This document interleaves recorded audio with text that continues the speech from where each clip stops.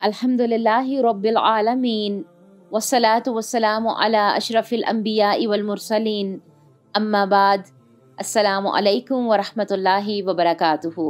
آج کی سچی کہانی قاتل کی تلاش۔ قاتل کی تلاش میں بنی اسرائیل کو گائے ذبح کرنے کے حکم کے حوالے سے ہم اس واقعہ کو دیکھیں گے کہ جو اللہ سبحانہ و تعالیٰ نے سورۃ البقرہ کی آیت نمبر 73 to 76 تک بہت تفصیل سے بیان کیا ہے۔ وہاں پر ہم دیکھیں گے کہ امیر آدمی کے قتل کا واقعہ۔ ان آیات میں اللہ تعالیٰ نے ایک واقعہ کی طرف اشارہ فرمایا ہے کہ ایک شخص نہایت امیر تھا، اس کے پاس بے شمار دولت تھی اور اس کی ایک بیٹی تھی۔ اس آدمی کا ایک ہی بھتیجا تھا جو اس امیر آدمی کی دولت کو چھیننا چاہتا تھا۔ جب وہ اپنے مقاصد میں کامیاب نہ ہو سکا اس کی بیٹی سے شادی کرنے کے لیے اور دولت لینے کے لیے، تو اس نے کیا کیا؟ اس نے اپنے چچا کو قتل کر دیا اور قتل کا الزام دوسرے لوگوں پر لگا دیا تاکہ وہ چچا کی لڑکی سے شادی کر کے چچا کی تمام دولت کا مالک بن جائے۔ اور رواج کے مطابق اس وقت قوم بند قلعہ میں رہتی تھی۔ اس لڑکے نے اپنے چچا کی لاش کو قلعہ کے مین دروازے کے باہر پھینک دیا اور اس کا الزام قلعہ والوں پر لگا دیا۔ قلعہ والوں نے اس قتل سے لا تعلقی کا اظہار کیا اور تاوان دینے سے انکار کر دیا۔ اس وقت اہل قلعہ اور لڑکے کے خاندان میں جنگ تک کی نوبت پہنچ گئی تو معاملہ حضرت موسیٰ علیہ السلام تک پہنچا۔ حضرت موسیٰ علیہ السلام کی دعا۔ حضرت موسیٰ علیہ السلام نے اللہ تعالیٰ سے دعا کی کہ اللہ تعالیٰ نے فرمایا کہ ایک گائے کو ذبح کرو اور اس کے گوشت کے ایک ٹکڑے سے لاش کو ضرب لگاؤ، وہ قتل ہونے والا شخص زندہ ہو جائے گا اور تمہیں بتا دے گا کہ اس کو کس نے قتل کیا ہے۔ جب حضرت موسیٰ علیہ السلام نے قوم کو کہا کہ اللہ تعالیٰ نے فرمایا ہے کہ گائے کو ذبح کر کے اس کے گوشت کا ایک ٹکڑا لاش کے ساتھ لگاؤ، تو قوم نے کہا اے موسیٰ آپ ہم سے مذاق کر رہے ہیں۔ اس پر حضرت موسیٰ علیہ السلام نے جواب دیا کہ احکام الہی میں مذاق کرنا جاہلانہ عمل ہے اور میں ایسے اعمال سے اللہ کی پناہ چاہتا ہوں۔ یہ سن کر قوم نے مطالبہ کر دیا کہ ہمیں بتایا جائے کہ وہ گائے کس قسم کی ہونی چاہیے۔ جوں قوم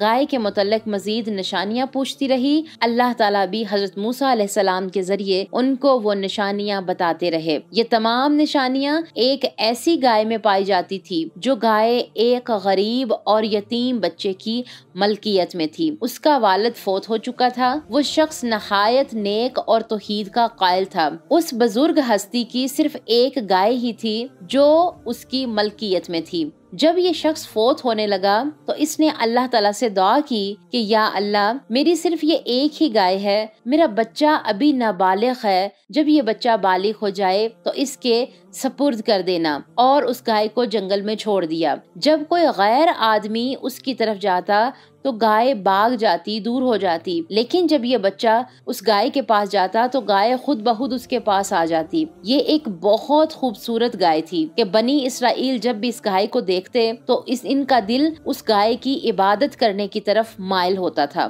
اس بچے کے والد نے فوت ہوتے وقت وصیت کی کہ اے میرے بچے، ہر کام میں اپنی ماں کی خدمت کرنا اور کسی بھی کام کے کرنے سے پہلے اپنی ماں سے مشورہ ضرور کرنا، بالخصوص گائے کو اپنی ماں کے مشورے کے بغیر، اجازت کے بغیر فروخت نہ کرنا۔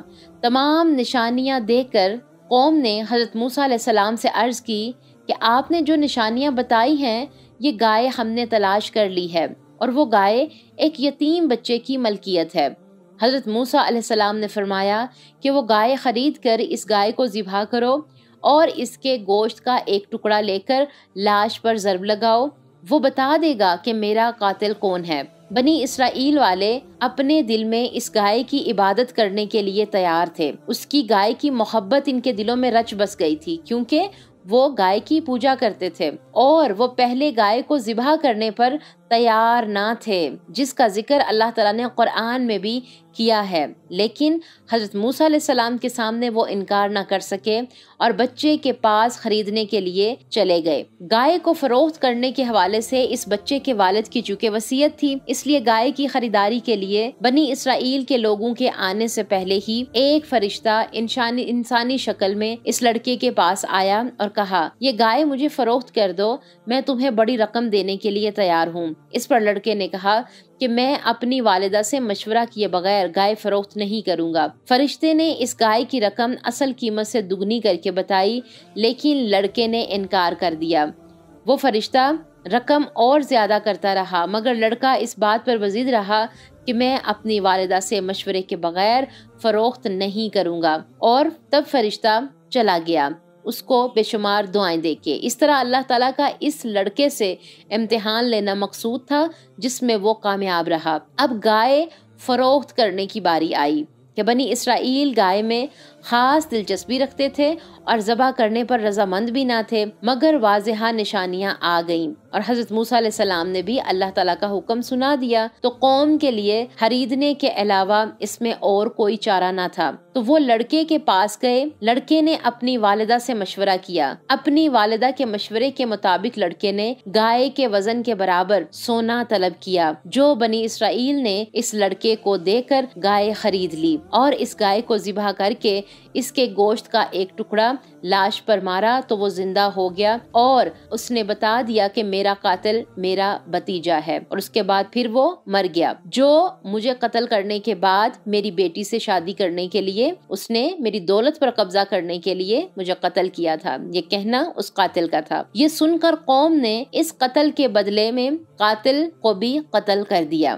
قصے کا نتیجہ، اس میں ہم نے عمل کے کون سی باتیں لی؟ اس میں سب سے پہلے دیکھیں کہ گائے چونکہ اللہ تعالیٰ کی سپردگی میں تھی اور وہ بچہ بھی یتیم تھا، لہٰذا اللہ تعالیٰ کے سپرد ہونے کی وجہ سے اس یتیم کو زیادہ سے زیادہ قیمت مل گئی۔ اس میں اللہ کی حکمت دیکھیں۔ پھر بنی اسرائیل اس گائے سے خاص عقیدت رکھتے تھے اور وہ خوف زدہ تھے کہ اگر گائے ذبح کر دی تو ہم پر کوئی آفت آ جائے گی، کوئی مصیبت آ جائے گی۔ جب گائے کو ذبح کرنے سے کچھ نہ ہوا تو ان کی وہ عقیدت بھی ختم ہو گئی، جاتی رہی۔ اس میں ہمارے لیے عمل کی بات کیا ہے کہ ہم نے وہ تمام کام جو کہ قرآن و سنت سے ثابت نہیں ہوں، ان کو بعض اوقات اپنے دین میں، اپنی زندگی میں شامل کر رکھا ہوتا ہے، دین کے نام پر رسمی دین بنا کے، لیکن جبکہ وہ ہمارے دین کا حصہ نہیں ہوتے، اور ہم ڈر رہے ہوتے ہیں کہ اگر ہم نے اس رسم کو توڑا تو کیا ہوگا، اللہ تعالیٰ ہم سے ناراض ہو جائیں گے، جبکہ ایسا کچھ نہیں ہوتا۔ اپنی زندگی کو ہم نے کیسے گزارنا ہے، ہر اس احکام کے ساتھ گزارنا ہے جو کہ قرآن و سنت سے ہمیں ملے گی۔ اس لیے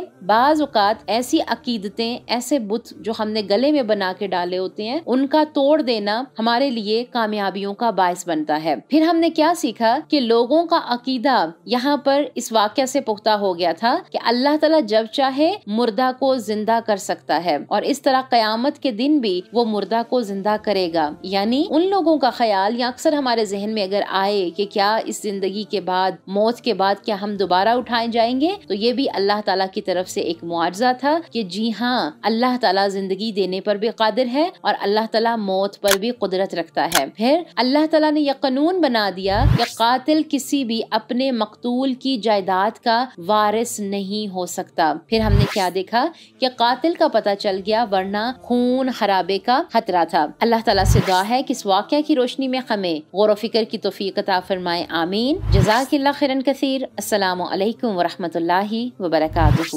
ربنا تقبل منا إنك أنت السميع العليم